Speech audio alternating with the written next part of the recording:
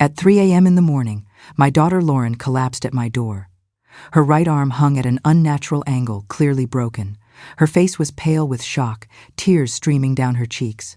"Mom," she whispered through the pain. Ryan pushed me down the stairs. He said it was my fault for questioning where he'd been all night. "I'm Jessica Morrison.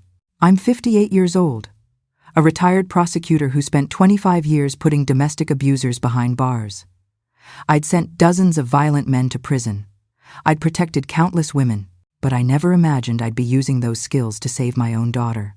Because when I took Lauren to the hospital that night, I found something on her phone that made my blood run cold. Text messages between Ryan and someone named M, messages planning my daughter's accident, messages about a $900,000 life insurance policy, messages that proved this wasn't the first time he'd hurt her. It was a murder plot, and I had exactly 1 week to stop it before Ryan tried again. But before we continue, make sure you're subscribed to the channel and write in the comments where you're watching this video from. We love to know how far our stories travel. Let me take you back to the beginning of that terrible night. It was Tuesday, November 7th. I'd been asleep for about 3 hours when the pounding on my front door jolted me awake. My first thought was that something had happened to one of my neighbors. My brownstone in Beacon Hill was in a quiet neighborhood where nothing dramatic ever happened at 3 a.m. My second thought was more professional. Even though I'd retired from the district attorney's office 2 years ago, I still had instincts honed from 25 years of prosecuting violent crimes. Late-night emergencies usually meant something bad, but I wasn't prepared for what I saw when I opened that door. Lauren was leaning heavily against the doorframe, her face twisted in pain. In the glow of my porch light, I could see that her right arm was bent, at a wrong angle between the elbow and wrist. Her sweater was torn at the shoulder. There was a small cut above her left eyebrow, blood trickling down the side of her face. "Mom," she gasped. "I'm so sorry. I didn't know where else to go. For a split second, I couldn't move. This was my daughter, my only child, the baby girl. I'd protected her whole life, and someone had done this to her." "Lauren," the word came out, strangled. I caught her as her knees buckled, supporting her weight carefully to avoid jostling her injured arm. "What happened? Who did this to you?" "Ryan," she whispered, and started to cry. Ryan pushed me. I helped her inside, my mind already shifting into the mode I'd perfected over decades of handling domestic violence cases. Stay calm. Document everything. Get medical attention first. Ask questions later. But this wasn't just another case. This was my daughter. "Let me see," I said gently, guiding her to the couch. My hands were shaking, but I kept my voice steady. "Let me look at your arm, sweetheart." In the bright living room light, the injury looked even worse. Her forearm had an obvious deformity. The bone was definitely broken. The skin around it was already swelling and turning purple. She was cradling it against her body, tears streaming silently down her face. "Your arm is broken," I said, though she clearly already knew that. "We need to get you to the hospital right now. Can you stand?" She nodded, and I helped her to her feet. As we moved toward the door, I noticed she was limping slightly, favoring her right leg. "Did you hurt your leg too?" I asked, my throat tight. "I fell down the stairs," Lauren said quietly, "when he pushed me. I tried to catch myself, but I landed on my arm. My ankle twisted too, but I don't think it's broken." Pushed down the stairs. The words echoed in my mind as I grabbed my purse and keys. This wasn't just a domestic dispute that got physical. This was attempted murder. People died from being pushed downstairs. The fact that Lauren had only broken her arm was pure luck. I drove to Massachusetts General Hospital, which was only 10 minutes from my house. Lauren sat in the passenger seat, silent except for occasional whimpers of pain when we hit a bump. I kept glancing at her, my heart breaking with every streetlight that illuminated her pale, frightened face. Ryan Gallagher, my son-in-law, a successful corporate attorney at one of Boston's most prestigious firms. The man Lauren had married 5 years ago, in a beautiful ceremony at the Boston Public Garden. I'd never particularly liked Ryan. There was something about his confidence that seemed performative, like he was always aware of the impression he was making. But Lauren had been so in love, and Ryan had seemed devoted to her, attentive, generous, always saying the right things to me and Lauren's late father. My husband Thomas had died of cancer 7 years ago, a year before Lauren and Ryan got married. I told myself I was just being overprotective, that no man would ever be good enough for my daughter in my eyes, that I was projecting my grief onto Lauren's happiness. But what if my instincts had been right all along? At the emergency room, a nurse met us immediately. She took one look at Lauren's arm and brought a wheelchair. "What happened?" she asked as she helped Lauren sit down. Lauren hesitated, looking at me. I could see the fear in her eyes, the shame, the uncertainty about what to say. "She fell down a flight of stairs," I said carefully, not wanting to speak for Lauren but also knowing we needed to establish the facts. "At her home. Her husband was there." The nurse's expression didn't change, but something shifted in her eyes. Recognition. She'd probably seen this scenario dozens of times before. "Let's get you to a room," she said to Lauren. "The doctor will be with you shortly." While we waited in the ER bay, I sat beside Lauren's bed and held her uninjured hand. I didn't push her to talk. I just wanted her to know I was there, that she was safe now. Dr. Robert Miller arrived about 15 minutes later. He was in his late 30s, with kind eyes and a calm demeanor that immediately put Lauren more at ease. "I'm Dr. Miller," he said. "Can you tell me what happened to your arm?" "I fell down the stairs," Lauren said, her voice barely above a whisper. "At home?" "Yes." "Was anyone else present when you fell?" Lauren's eyes filled with tears. "My husband pushed me." Dr. Miller nodded, making notes. "Where else are you hurt besides your arm?" "My ankle, my back. My shoulder hit the wall when I was falling." Dr. Miller conducted a thorough examination. He ordered X-rays of her arm, ankle, and shoulder. When the images came back, he showed them to us on a computer screen. "You have a displaced fracture of both the radius and ulna," he said, pointing to the break in Lauren's forearm. "It's going to require surgery to set properly. We'll need to insert plates and screws to hold the bones in place while they heal." Lauren's face went even paler. "Surgery? I'm afraid so. The good news is your ankle is just badly sprained, not broken, and your shoulder is bruised but intact." He paused. "I need to be honest with you. In my 15 years as an emergency physician, I've seen a lot of stairway falls. The injury pattern you have, the way both bones broke, the angle of the fracture is more consistent with someone catching themselves during a forceful fall rather than just tripping." "What are you saying?" I asked, though I already knew. "I'm saying this looks like she was pushed with significant force," Dr. Miller said quietly. "And under Massachusetts law, I'm required to document injuries like this and file a report with the police when domestic violence is suspected." "No," Lauren said immediately, panic flooding her voice. "Please, no police. Not yet." I understood her fear. I'd seen it in countless victims over my career. The terror of making it official, the fear of retaliation, the shame of admitting the truth publicly. But I also knew that without documentation, without a police report, it would be much harder to protect her later. "Lauren," I said gently, "I know you're scared, but Dr. Miller is legally required to report this. That doesn't mean you have to press charges right now. It just means there's an official record of what happened." "Your mother's right," Dr. Miller said. "The report goes to the police, and a detective will probably contact you within 2-4 hours. But you get to decide whether to cooperate with an investigation. No one can force you to do anything you're not ready for." Lauren closed her eyes, tears slipping down her cheeks. Finally, she nodded. While Lauren was taken to pre-op for her surgery, I sat alone in the waiting room. My mind was racing, cycling through everything I knew about domestic violence cases, everything I'd learned prosecuting them for 25 years. The pattern was always the same.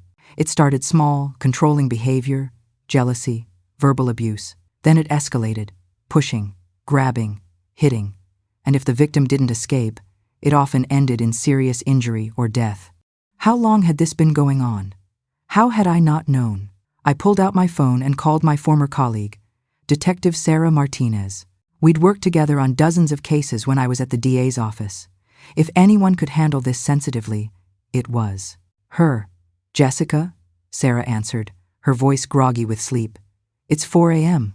What's wrong?" "It's Lauren," I said, my voice breaking for the first time. "Ryan hurt her. She's in surgery right now for a broken arm." He pushed her down the stairs. "Jesus Christ. Is she okay?" "Physically, she'll heal. But Sarah, I think this has been going on for a while. I think he's been hurting her, and I never knew." "Where are you?" "Mass General. I'm on my way." Sarah arrived 40 minutes later, still in jeans and a sweatshirt, her detective's badge clipped to her belt. She found me in the surgical waiting area and pulled me into a hug. "Tell me everything," she said. I walked her through the night, Lauren showing up at my door, the obviously broken arm, her admission that Ryan had pushed her. I also told her about my suspicions that this wasn't the first incident. "Dr. Miller filed a mandatory report," I said. "So this is official now." "But Lauren's terrified. She doesn't want to press charges yet." "That's normal," Sarah said. "But Jessica, you know how these cases go. If she doesn't act quickly, Ryan will have time to build his defense. He'll claim it was an accident. He'll hire expensive lawyers. He'll make Lauren look like she's lying." "I know," I said. "I prosecuted enough of these cases. I know exactly what he'll do."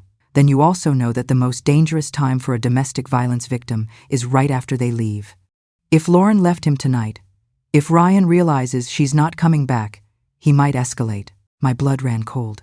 Sarah was right. Statistically, domestic violence victims were most at risk of being killed in the weeks and months after leaving their abuser. "She's staying with me," I said firmly. "I'm not letting her go back to that house." "Good. And Jessica?" Sarah's expression was serious. "I know this is your daughter. I know you want to protect her, but you need to let me handle the investigation. You can't be the prosecutor on this one. You're too close." "I'm not a prosecutor anymore," I reminded her. "I retired 2 years ago. You know what I mean. Let the system work. Document everything. Yes. Support Lauren. Absolutely. But don't try to build the case yourself." I nodded, but I knew myself too well. There was no way I could sit back and do nothing while my daughter was in danger. Lauren came out of surgery around 7 a.m. The surgeon, Dr. Patricia Walsh, reported that the procedure had gone well. They'd inserted a plate and 6 screws to hold the bones in place while they healed. "She'll be in a cast for at least 8 weeks, Dr. Walsh said. "Possibly longer depending on how well she heals. She'll need physical therapy after that to regain full range of motion." "Can I see her?" "She's in recovery now. Give her about 30 minutes to wake up from anesthesia, then you can go in." When I was finally allowed into the recovery room, Lauren was groggy but awake. Her right arm was in a bright blue cast from her knuckles to above her elbow. "Hey, sweetheart," I said softly, taking her left hand. "How are you feeling?" "Tired," she mumbled. "Everything hurts." "I know, but you're going to be okay. You're safe now." Her eyes filled with tears. "Mom, I'm so sorry. I should have told you. I should have left him months ago. I just kept thinking he'd change, that if I was a better wife, if I tried harder." "Stop," I interrupted gently but firmly. "Lauren, none of this is your fault. Do you hear me?" Not one single bit of it. But I stayed.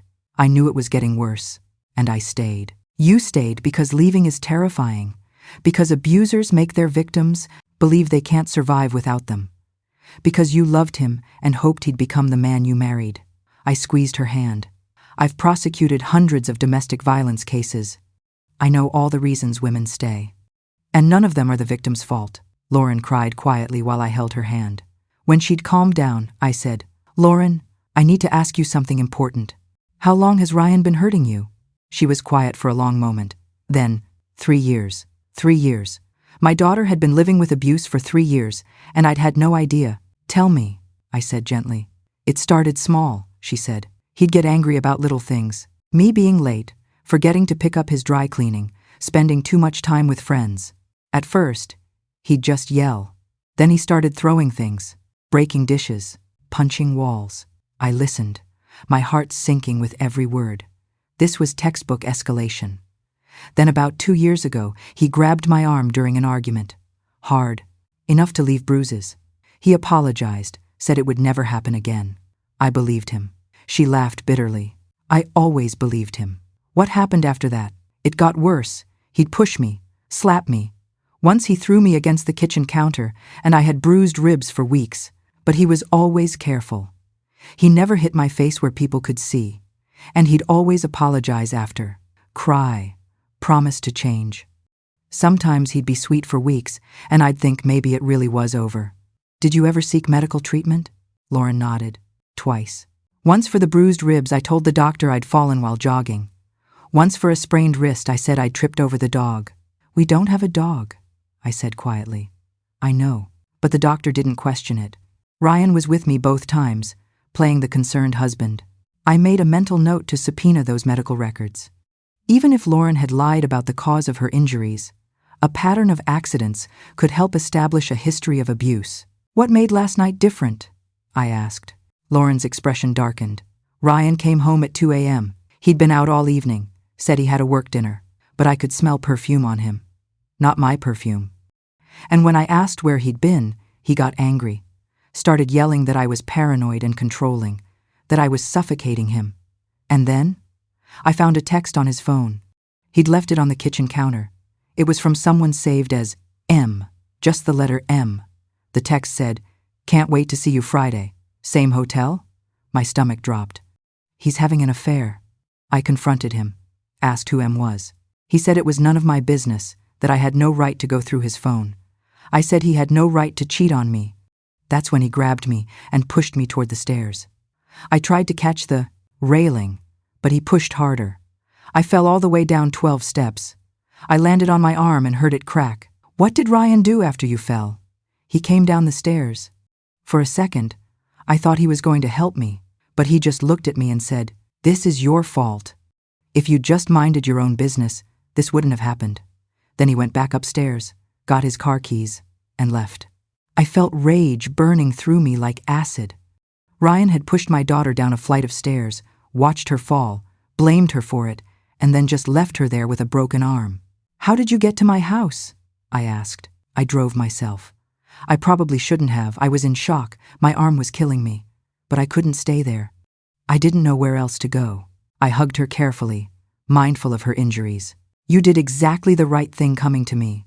And Lauren, you're never going back to that house. You're staying with me for as long as you need. But my things, we'll get your things. With a police escort if necessary. But you're not going back there alone. Ever." A nurse came in to check Lauren's vitals and adjust her pain medication. As the meds kicked in, Lauren's eyes started to droop.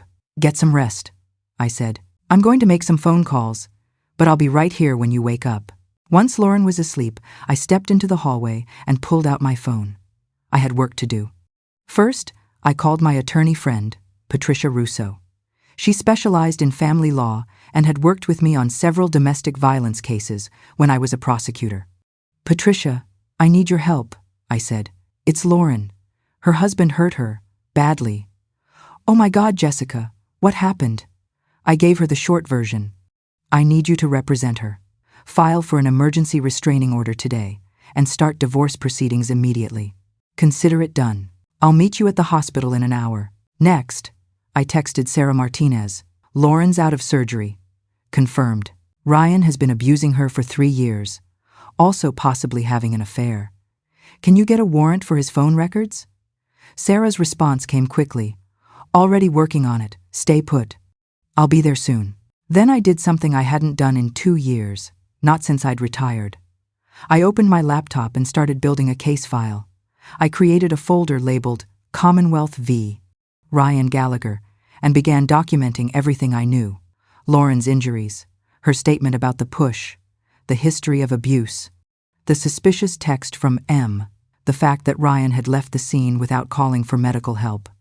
I knew I couldn't officially prosecute this case. I was the victim's mother. I'd never be allowed in the courtroom.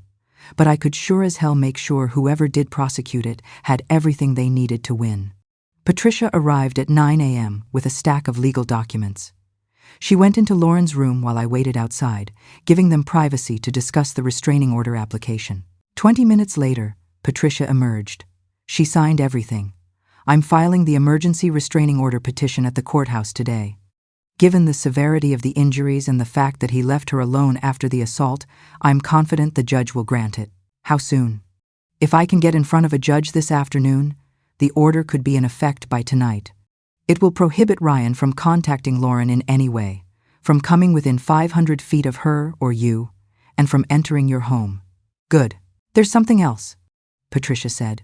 When I was going through the preliminary questions with Lauren about assets and finances, she mentioned that Ryan took out a life insurance policy on her about 6 months ago. My blood turned to ice. "How much?" $900,000. He's the sole beneficiary. $900,000. Life insurance. An affair. Escalating violence. He's planning to kill her, I said, the realization hitting me like a physical blow. "We don't know that for sure." Yes, we do. Patricia, I prosecuted cases like this for 25 years. This is the pattern. Large life insurance policy plus affair plus increasing violence equals murder plot. Patricia's face went pale. Then we need to move fast. If Ryan realizes Lauren's not coming home, if he figures out she's pressing charges, he might try to finish what he started last night. I finished. I know. Sarah arrived shortly after, looking grim. I've been to Lauren's house, she said. Ryan's not there. His car is gone. I put out a bolo bee on the lookout, but so far, no one spotted him. He's probably with M, I said. His mistress. We're working on identifying her. I've got a warrant for his phone records. Should have them by end of day. Sarah, there's something else you need to know.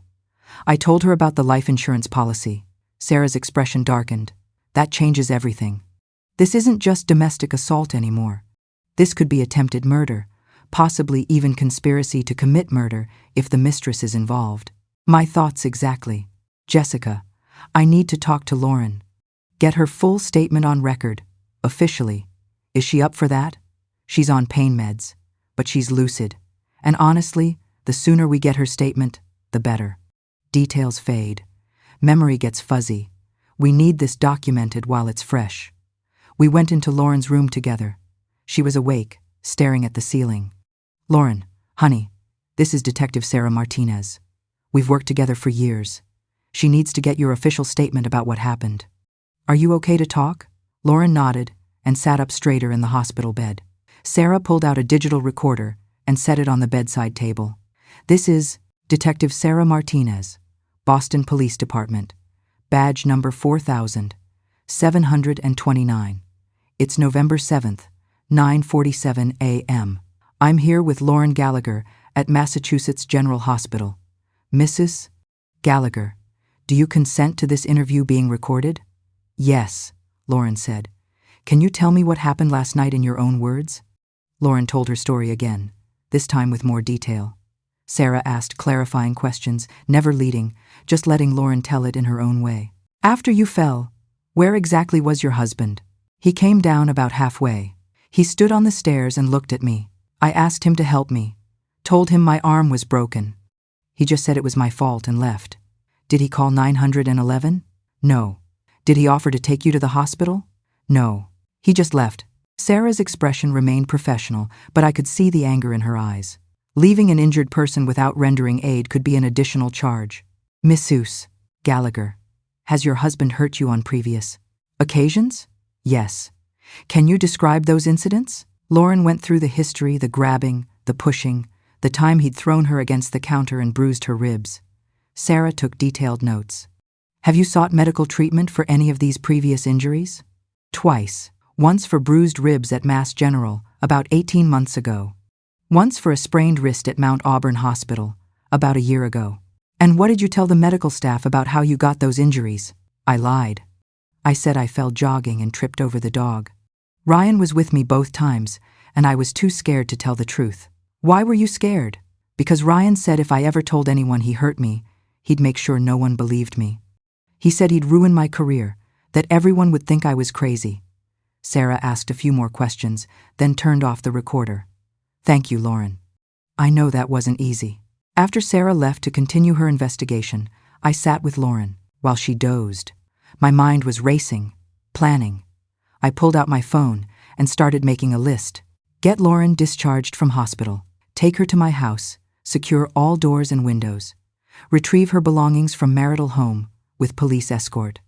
Document every injury with detailed photographs. Request Lauren's medical. Records from both previous hospital visits identify M. Ryan's mistress. Investigate the life insurance policy. When was it purchased? Who initiated it? Get copies of all financial records. Prepare for restraining order hearing. I was so focused on my list that I almost didn't notice when Lauren's phone, which was sitting on the bedside table, lit up with a text message. But when I glanced at the screen, what I saw made my heart stop. The message was from Ryan. You made a huge mistake leaving. Come home now, or you'll regret it. I grabbed the phone and took a screenshot. Then another message came through. I know you're at your mother's. Don't think you can hide from me. Then another. You're my wife. You don't get to just leave. I'll come get you. If I have to. I showed the messages to Lauren, who'd woken up and was reading over my shoulder. Her face went white. He knows I'm here, she whispered. Mom, what if he comes? Then he'll be arrested for violating the restraining order, I said firmly. And for threatening you. These texts are evidence, and they're making our case stronger. But privately, I was terrified. Ryan was escalating. The threats were getting bolder. And if he was desperate enough, a restraining order wouldn't stop him. I forwarded the screenshots to Sarah immediately, then called my home security company. Within 2 hours, they'd upgraded my system, new cameras, motion sensors, panic buttons in every room. I also did something I hadn't done since I'd left the prosecutor's office. I went to a gun range, renewed my shooting qualification, and purchased a handgun with a license to carry. It went in a biometric safe in my bedroom, loaded and ready. I hoped I'd never need to use it, but I wasn't taking any chances with my daughter's life. Lauren was discharged from the hospital that afternoon. I took her back to my townhouse, got her settled in the guest room that had once been her childhood bedroom, and made sure she had everything she needed: pain medication, water, her phone charger. Try to rest, I said. You've been through a trauma. Your body needs time to heal. Mom? Lauren's voice was small. What if he really does come? What if he gets past the security system? I sat on the edge of her bed. Lauren, I spent 25 years dealing with men like Ryan. I know how they think, how they operate. And I promise you, I will not let him hurt you again. You are safe here. She looked at me with red-rimmed eyes. I never thought I'd be one of those women, you know? The ones you used to prosecute for. I thought I was too smart, too strong. How did I let this happen? You didn't let anything happen, I said firmly. Ryan did this, not you. And smart, strong women end up in abusive relationships all the time because abusers are skilled manipulators. They don't start with violence. They start with charm, with love bombing, with making you feel special. And by the time the abuse starts, they've already isolated you, made you dependent on them, convinced you that you can't survive without them. But you always said when you were prosecuting, you always said the victims should have left sooner, that they should have seen the signs. I felt shame wash over me. I was wrong. I didn't understand then what I understand now, that leaving is the most dangerous time. That abusers don't just let their victims go, that love and trauma bond people in complicated ways. I took her hand. I'm sorry if I ever made you feel like this was your fault. It's not. It never was. Lauren squeezed my hand. Thank you, Mom. After she fell asleep, I went to my home office and opened my laptop. It was time to do what I did best, build an airtight case. First, I organized all the evidence I had so far. Hospital records documenting broken arm and sprained ankle. Lauren's recorded statement to Detective Martinez. Text messages from Ryan threatening Lauren history of 2 previous hospital visits for suspicious injuries. Life insurance.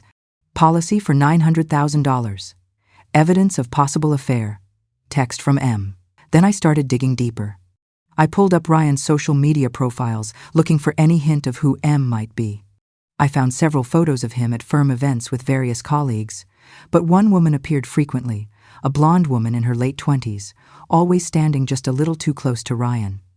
I zoomed in on one photo and read the caption, "Great closing dinner with the team. Thanks to Melissa Monroe for making it happen." Melissa Monroe. M. I did a quick LinkedIn search. Melissa Monroe, age 29, junior partner at Ryan's firm, specializing in mergers and acquisitions. She joined the firm 3 years ago, the same time Ryan's abuse of Lauren had started. I texted Sarah, "I think I found Melissa Monroe, attorney at Ryan's firm. Can you check her phone records too?" Sarah's response, "Already on it." Her name came up in Ryan's phone records. Lots of calls and texts, some sent from hotel locations. Pretty clear they're involved. While I waited for more information, my phone rang. It was Patricia. "Good news," she said. "Judge Williamson granted the emergency restraining order. Ryan's been officially served. He cannot contact Lauren, cannot come within 500 feet of her or your home, and if he violates it, he'll be arrested immediately." How did he react when he was served? According to the court officer, not well. Apparently, Ryan claimed Lauren was lying, that she was trying to destroy his career. He also tried to argue that he had a right to see his wife. Judge Williamson shut that down fast. Good. Jessica, there's something else. When they served Ryan at his office, he was with Melissa Monroe, the attorney you identified. They were in his private office with the door closed. The court officer said they looked intimate. So I was right. Ryan and Melissa were involved. Can we use that in the case? I asked. Possibly. If we can establish that the affair was a motive for the assault, absolutely. It shows he had reason to want Lauren out of the picture. After I hung up with Patricia, I opened my case file and added a new section. Motive. Ryan was having an affair with Melissa Monroe. He'd taken out a $900,000 life insurance policy on Lauren. He'd been escalating his violence against her for 3 years. The pattern was clear. Ryan wanted to be with Melissa, but he didn't want to lose money in a divorce, so he'd planned to kill Lauren and make it look like an accident. Last night's push down the stairs wasn't a moment of rage. It was an attempted murder that hadn't quite worked, and if I didn't stop him, he was going to try again. The next morning, I woke up early and checked on Lauren. She was still asleep, her casted arm propped on a pillow. The bruises on her face had darkened overnight, a deep purple spreading across her cheekbone from where she'd hit the wall during the fall. I took my camera and quietly photographed her injuries in the morning light. Documentation was crucial. Bruises changed color over time, and I needed a visual record of how bad the damage was in the days immediately following the assault. While Lauren slept, I made coffee and opened my laptop.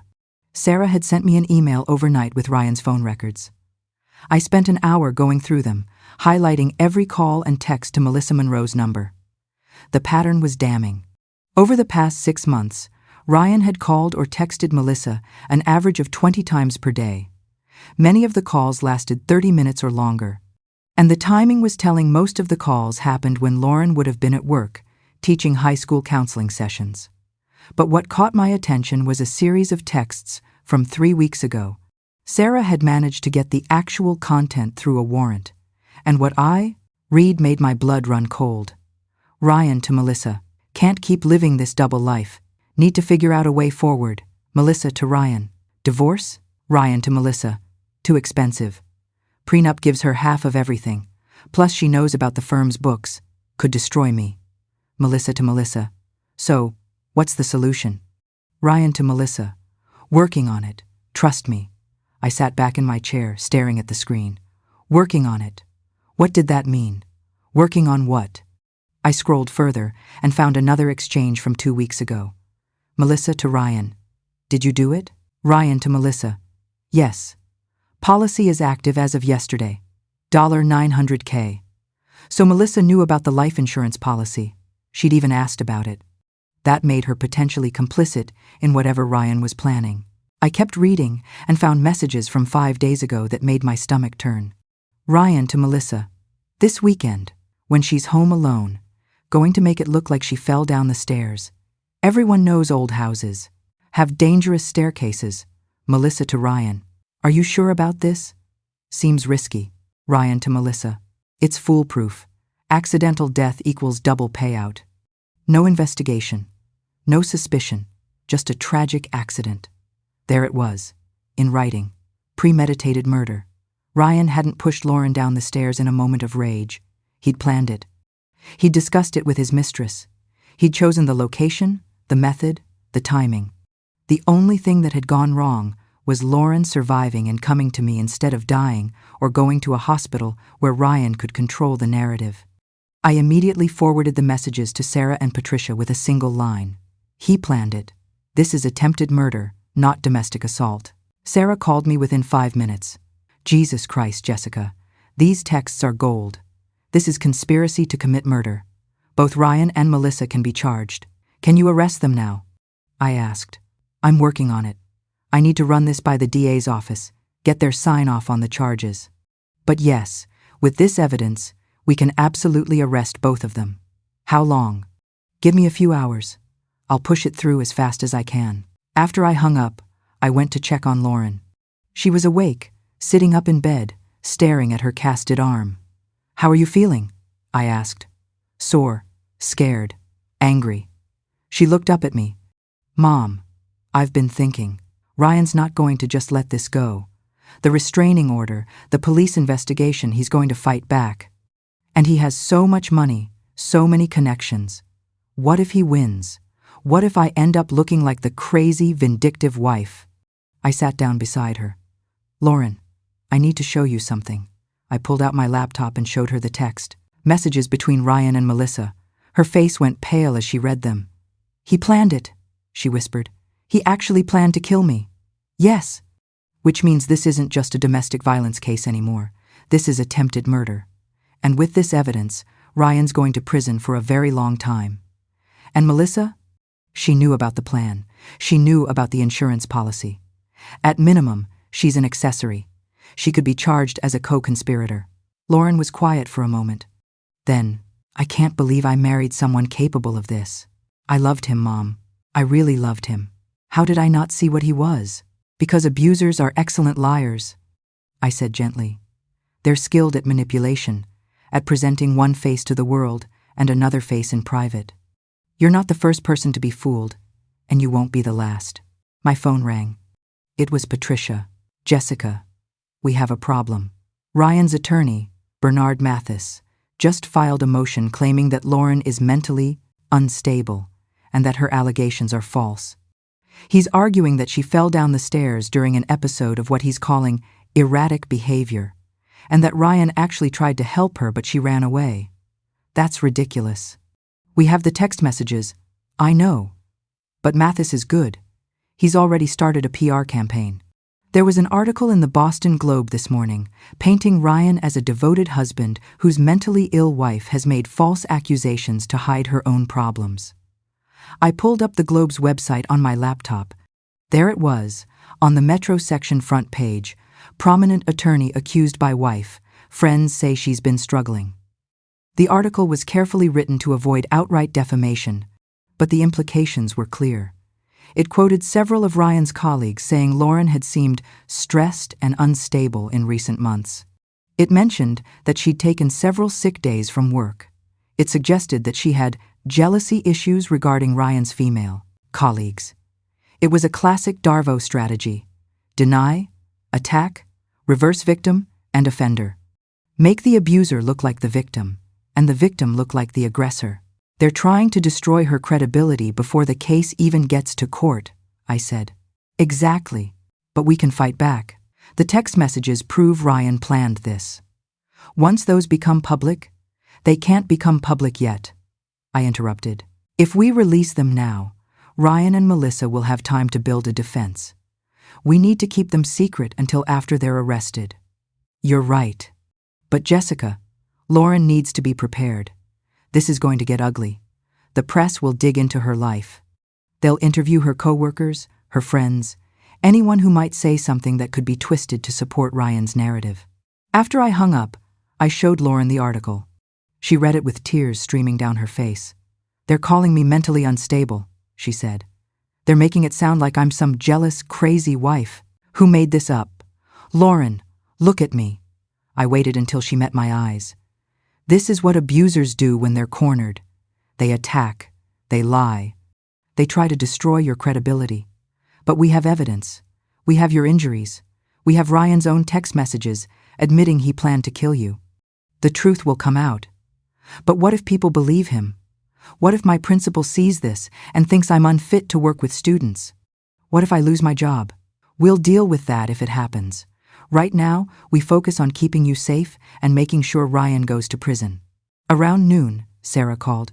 We've got approval from the DA. I'm heading to Ryan's office now with a warrant for his arrest. Separate team is picking up Melissa Monroe. What are the charges? For Ryan: attempted murder, conspiracy to commit murder, aggravated domestic assault, leaving the scene of an injury accident, and violation of a restraining order. For Melissa, conspiracy to commit murder and accessory before the 10. Fact. Thank God. Jessica, I need to warn you, when Ryan's arrested, he's going to make bail. He's wealthy, he has no prior record, and he'll have expensive lawyers arguing he's not a flight risk. He'll probably be out by tonight. My stomach dropped. But he'll still be subject to the restraining order, right? Absolutely. And we'll make his bail conditions as strict as possible. ankle monitor, travel restrictions, mandatory check-ins. But yes, he'll be out on the street. After Sarah hung up, I went to my bedroom and opened the biometric safe where I'd stored my gun. I checked to make sure it was loaded and properly maintained. Then I locked it back up. I hoped I'd never need it, but I was taking no chances. Around 3 p.m., the news broke. Ryan Gallagher and Melissa Monroe had both been arrested and charged with conspiracy to commit murder. The story was all over the local news. My phone started ringing immediately, reporters wanting comments, former colleagues from the DA's office calling to offer support.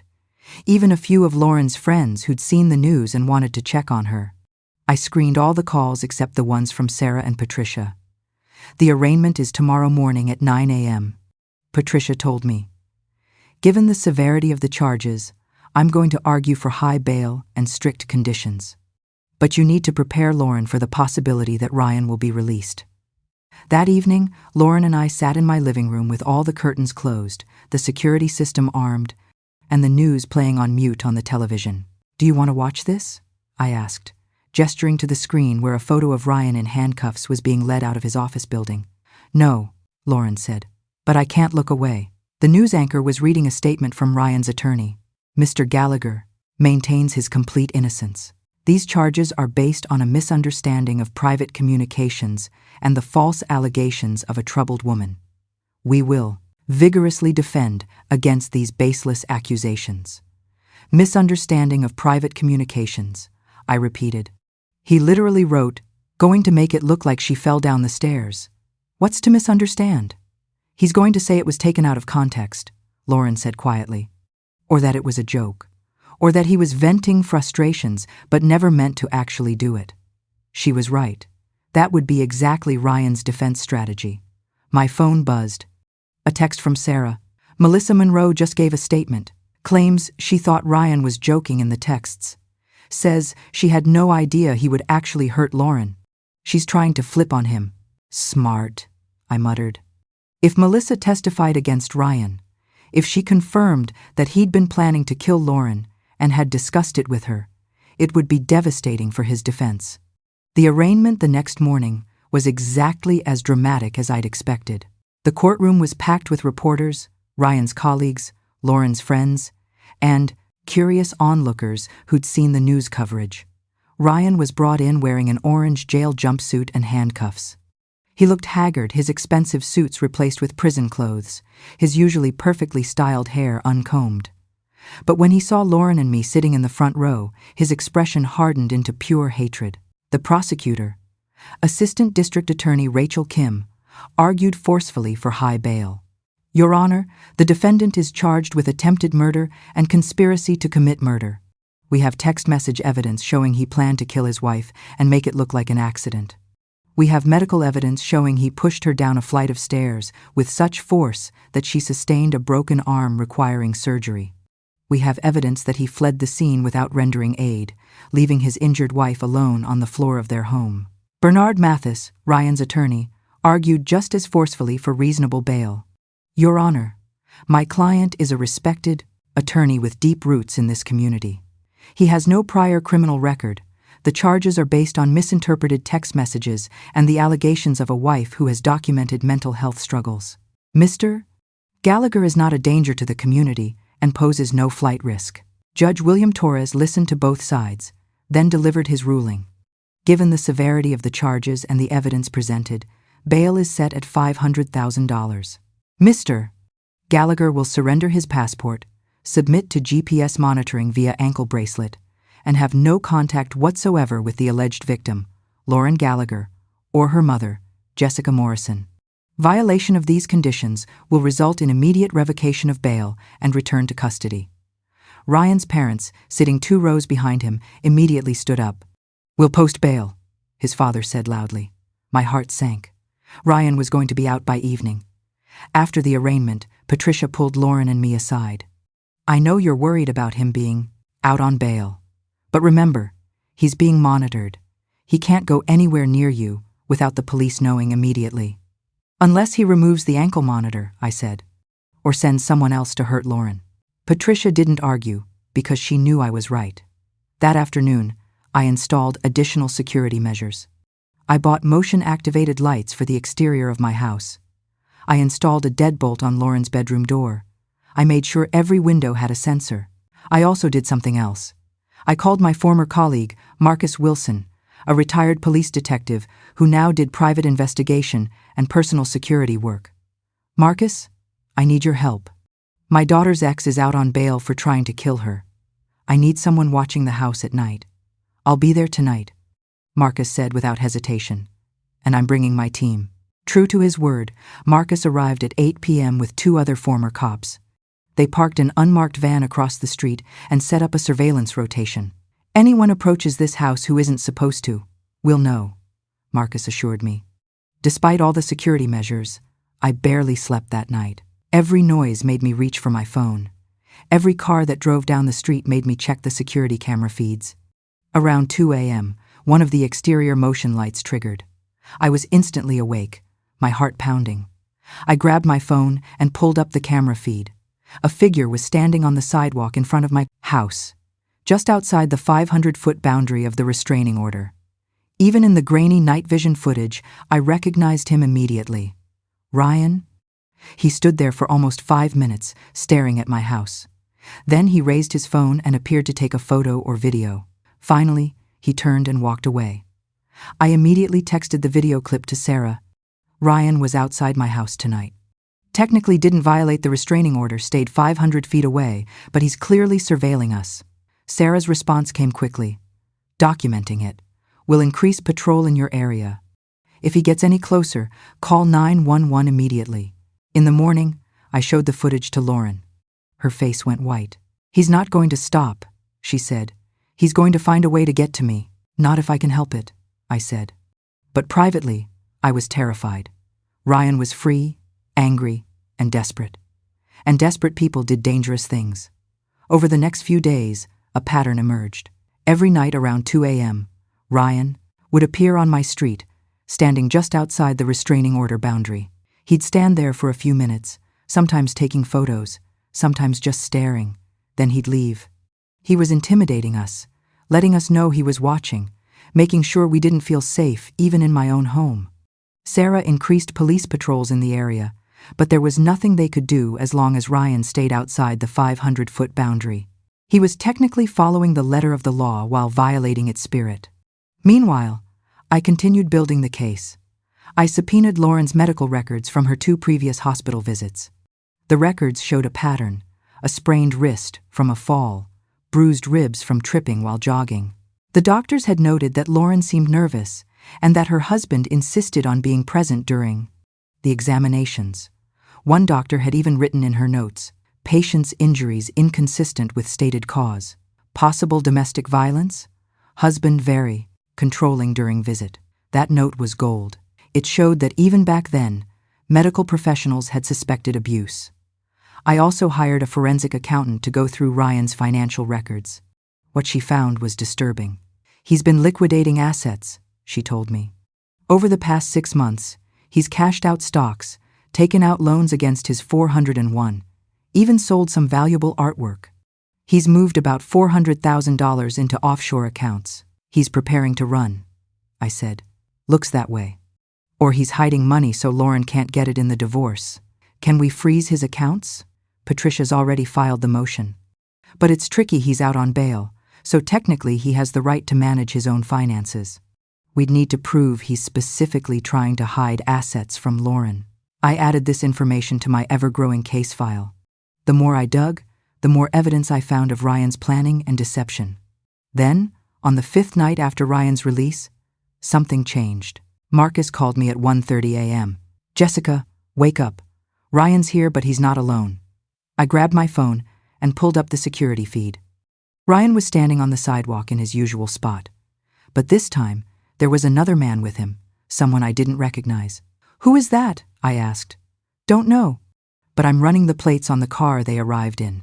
Give me a minute. I watched on the camera as Ryan and the unknown man appeared to be having an intense conversation. The other man was gesturing toward my house, then to different points around the block. Marcus, what are they doing? If I had to guess, planning something. The way they're looking at the house, studying the security setup, they're not just watching, They're strategizing. The plates came back registered to a company called Security Solutions LLC. Further investigation showed it was a private security firm, but the kind that did more than just security.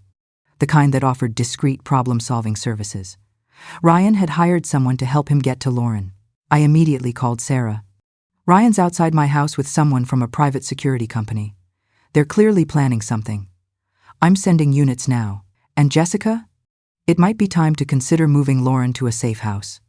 A safe house? We can arrange it through the DA's office, a secure location where Ryan can't find her, at least until the trial. I hated the idea of Lauren being forced to hide like a fugitive in her own city. But I hated the idea of Ryan succeeding in killing her even more. Let me talk to her, I said. After the police arrived and dispersed, Ryan and his hired help, though they couldn't arrest them since they technically weren't violating the DOC restraining order, I went to Lauren's room. She was awake, having heard the commotion. Mom, what's happening?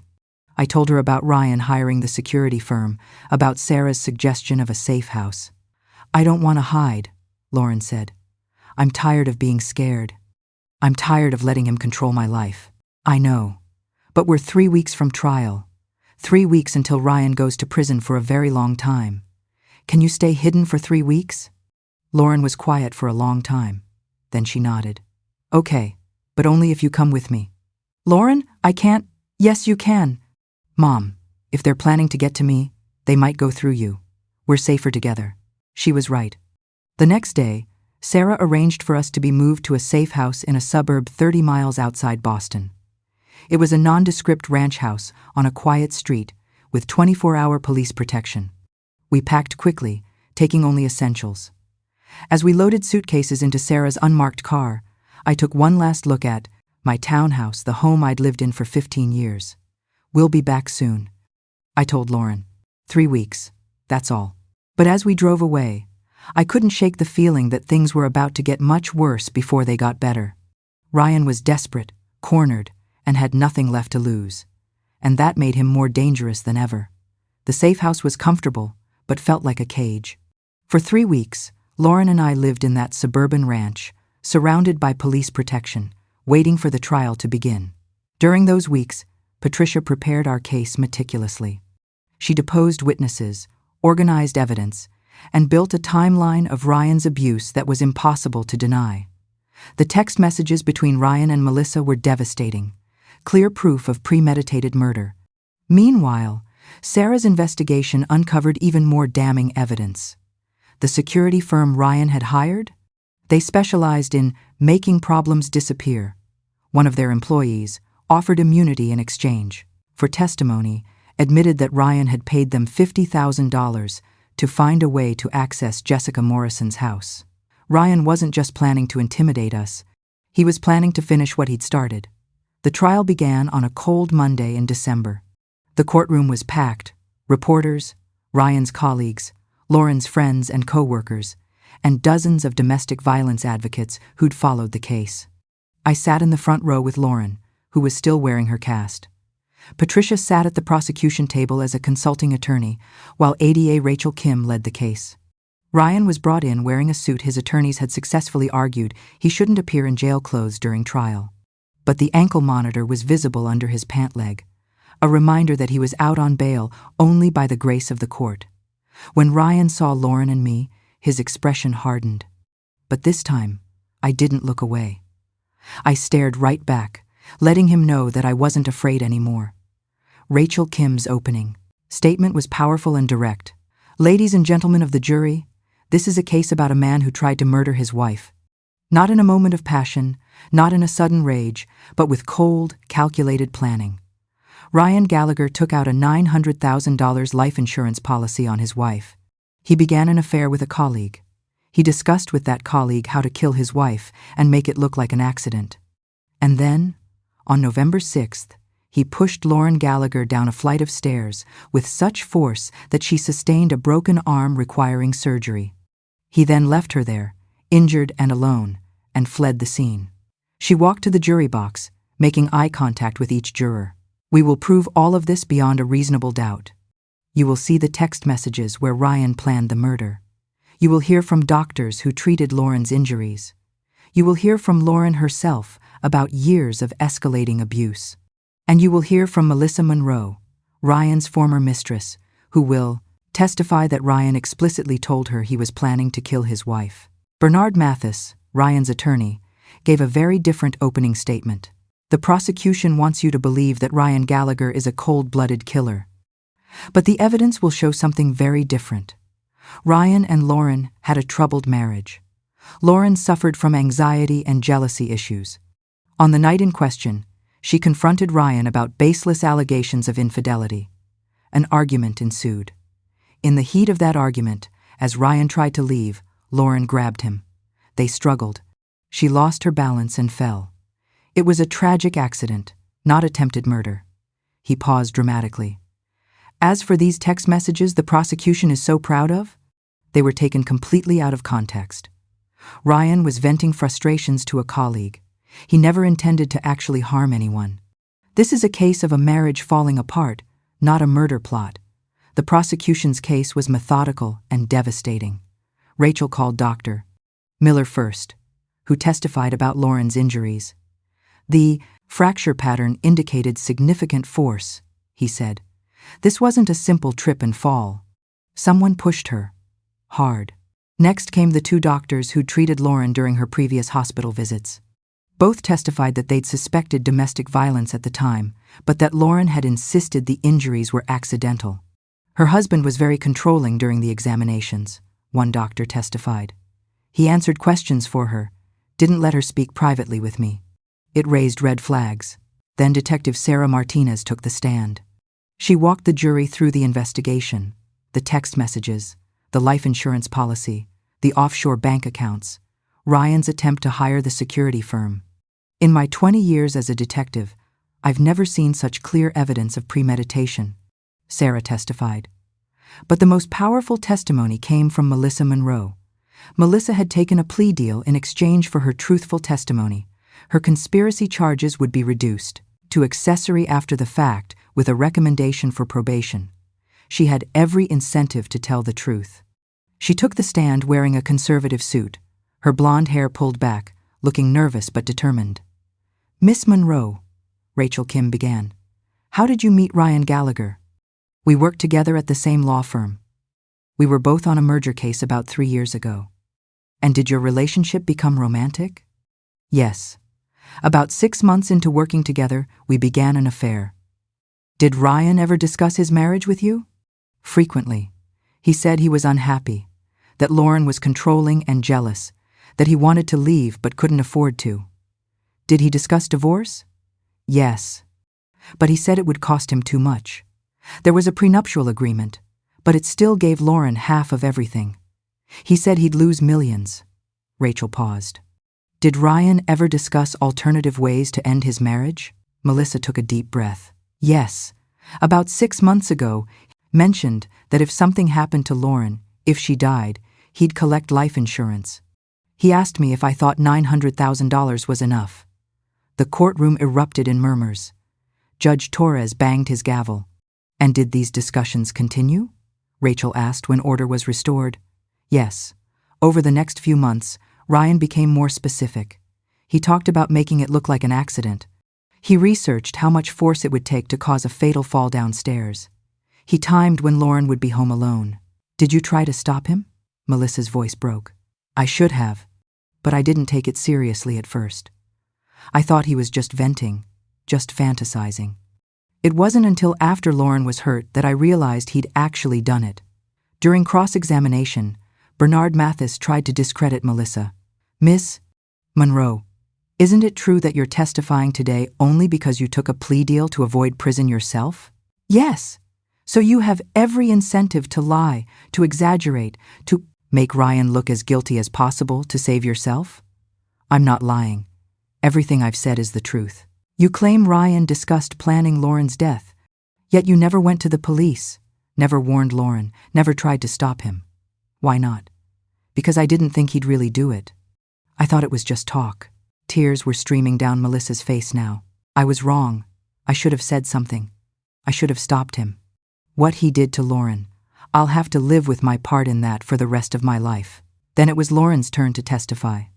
I squeezed her hand as she stood up, and she walked to the witness stand with her head held high. Rachel Kim led her through her testimony gently. Lauren described the progression of abuse, the verbal attacks that became pushing, the pushing that became hitting, the hitting that became the violent assault down the stairs. "Did your husband ever explicitly threaten to kill you?" Rachel asked. "Not in those exact words. But about a month before he pushed me, he said, 'One of these days, you're going to push me too far, and you'll regret it.'" I asked what he meant. He said, "Accidents happen all the time, especially to nosy wives who don't know when to keep their mouths shut." The jury was riveted. Several of them were taking notes. Bernard Mathis's cross-examination was aggressive. "Mrs. Gallagher, isn't it true that you've struggled with anxiety and depression?" "I developed anxiety after years of being abused by my husband." "Yes. And isn't it true that you were jealous of your husband's success?" "No, I was hurt that he was cheating on me." "That's not jealousy, that's a normal response to betrayal."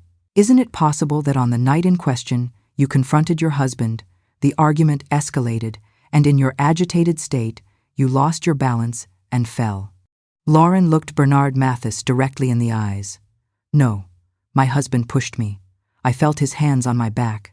I felt the force of that push. I fell 12 stairs and broke my arm. And then he looked at me, lying there in pain, and walked away without calling for help. That's not an accident. That's attempted murder." The courtroom was silent. Finally, it was Ryan's turn to testify. Against his attorney's advice, he insisted on taking the stand. "I never meant to hurt Lauren," he said, his voice earnest. "We argued, things got heated, but I didn't push her. She grabbed me as I was trying to leave, lost her balance, and fell. It happened so fast." "And the text messages?" Rachel Kim asked, during cross-examination. "The ones where you discussed making your wife's death look like an accident?" I was venting. I was frustrated with my marriage. But I never intended to actually hurt anyone. You took out a $900,000 life insurance policy on your wife. For estate planning purposes. Many couples have life insurance. You moved $400,000 to offshore accounts. For business investments. You hired a security firm to help you access your mother-in-law's house where Lauren was staying. Ryan hesitated. That's not what that was." "Then what was it, Mr. Gallagher?" "I just wanted to talk to Lauren." "To explain? By hiring a company known for making problems disappear?" "I didn't know about that. I just thought they could help me." "See her." Rachel Kim pulled up the text messages on the courtroom screen. "Mr. Gallagher, this text to Melissa Monroe says, and I quote, 'Going to make it look like she fell down the stairs. Everyone knows old houses have dangerous staircases. How is that venting? How is that not planning a murder?'" Ryan's composure cracked. "You don't understand.